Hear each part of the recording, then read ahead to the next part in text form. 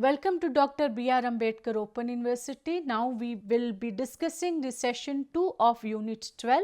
So in session 1 we were trying to understand about education and green revolution in social change. In session 2 let us try to understand about the processes of industrialization and urbanization along with modernization, how they have contributed. So if we see these three processes, modernization, urbanization and industrialization, they go hand in hand.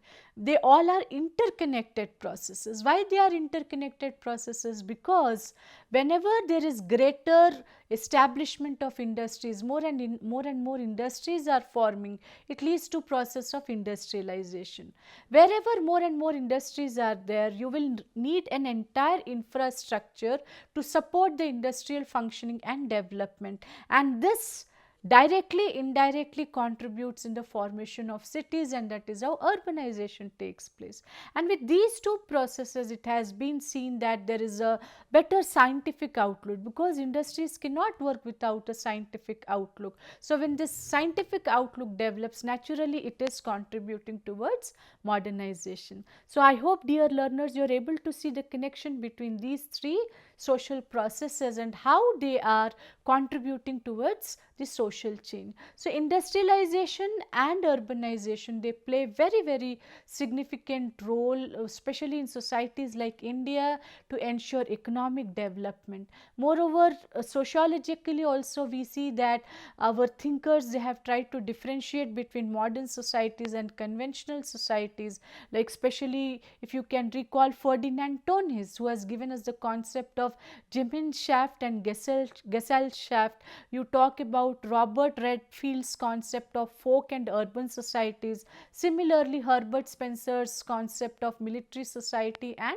industrial societies. So growth of industries and urban centers, they have definitely strengthened and accelerated the process of modernization, and its impact is just not economical, but it is also cultural, it is also psychological. Now when we focus exclusively on urbanization, you might have heard name of Lewis Wirth. So he has defined urbanization as the extension and intensification of the way of life associated with cities. Moreover, Encyclopedia of Social Sciences says that urbanization involves the movement of people from agricultural communities to large centers, which focuses on trade, industry, and also dimensions like administration and services. So key characteristics of urbanization, if we try to understand, it includes migration from rural to urban, more and more density of population or concentration of population in towns and cities. We also see that there is expansion of diverse occupations beyond agriculture. There is more of occupational and social mobility as well, and there is growth of very new kind of urban lifestyle and social institutions. There is also a demographic perspective attached to it, in the sense that Kingsley Davis, he says that urbanization is a shift from dispersed settlements to more concentrated population in a particular territory. So demographically also we see shift in the population. With regard to Lewis Wirth's theory of urbanism as way of life, we see that when you talk about urbanization as a process or of cities, there is large population size, which is one very important factor.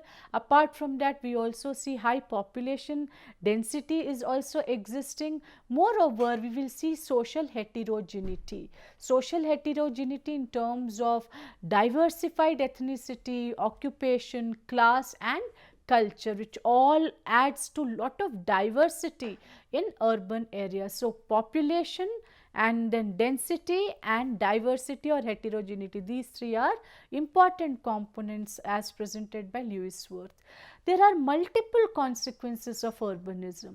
As students of sociology, we should try to understand that urbanism or urbanization weakens the kinship ties and primary group relations which we all are witnessing in urban areas today. Then there is growth of more formal, impersonal and more of secondary relationships which becomes more significant.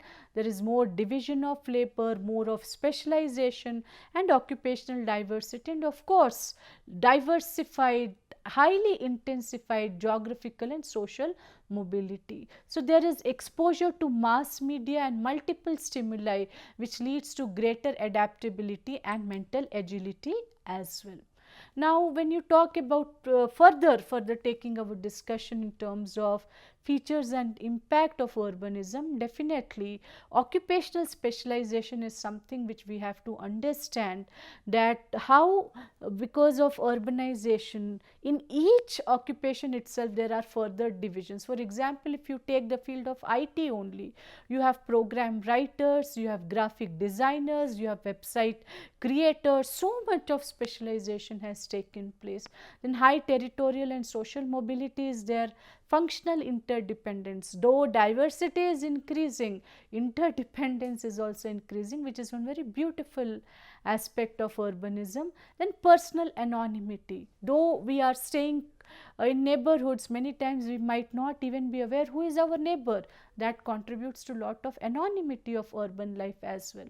And this also has lot of impact on individuals, individual psyche, their way of thinking, and of course the society. So how we understand this? This has definitely contributed to more increase of individualism, and of course social mobility has increased, but it has also increased more of individualistic feeling rather than the collectivistic feeling. Moreover, the decline of traditional control systems, decline of informal social control, these are all very glaringly visible in urban areas. The relationships are more impersonal and more utilitarian in the context, in the sense that so long we find a relationship useful, we are into it. Of course this is debatable for that matter. And then in Indian context, if you see urbanization as a process, urban culture in India is centuries old. It's not that urbanization is new in India. In fact, if you talk about, there is a wide history of ancient cities in India, Varanasi itself being one of the most ancient cities in the world. So urbanization is not new, formation of cities is not new in India, but of course the forms of cities have been changing.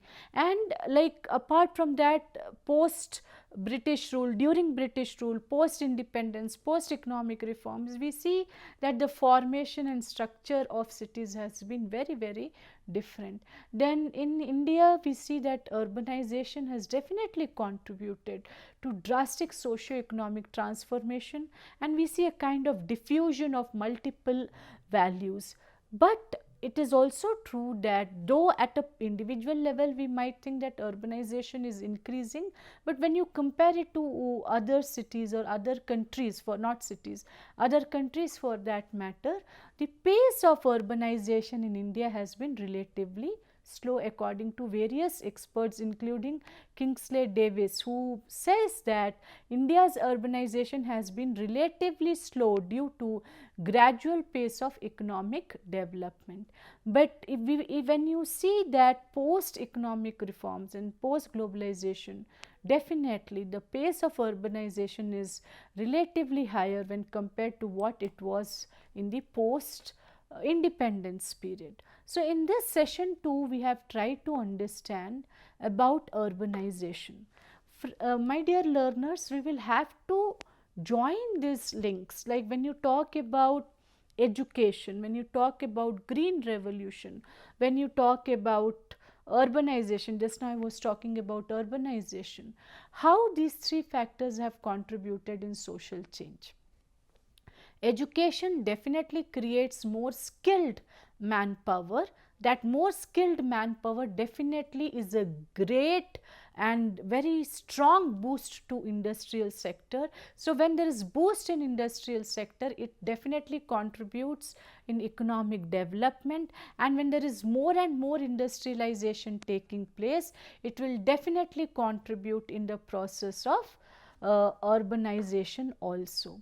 Now people say, experts are saying, and the way the global trends are showing, the coming decades will be the decades of cities. In fact, even in sustainable development goals, we will see that SDG 11 is talking extensively about sustainable cities, because more and more population is migrating to cities, and there is lot of infrastructural pressure on the cities, and there are several advantages to it, several disadvantages also of it.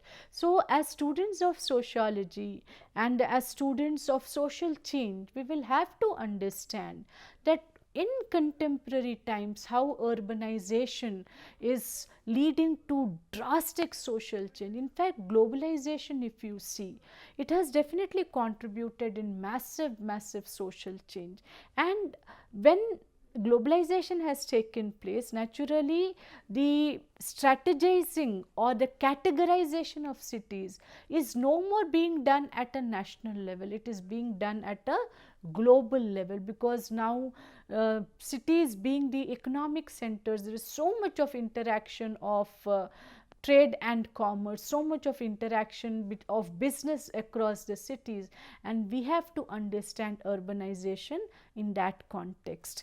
So green revolution made sure that the growing population was getting all kinds of food security, because only if food security is there, any kind of development is possible. So green revolution ensured that there is a food security. Education ensured that there is more and more skilled manpower which is being provided to our economy, and through industrial development we are able to contribute towards economic development also.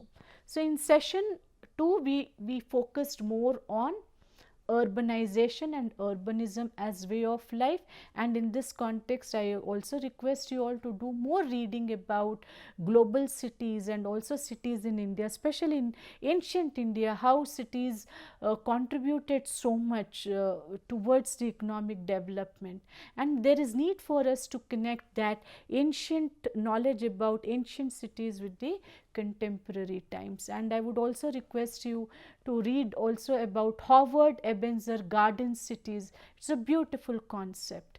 Now we will be discussing about industrialization and the associated processes in our session 3. Thank you so much, my dear learners.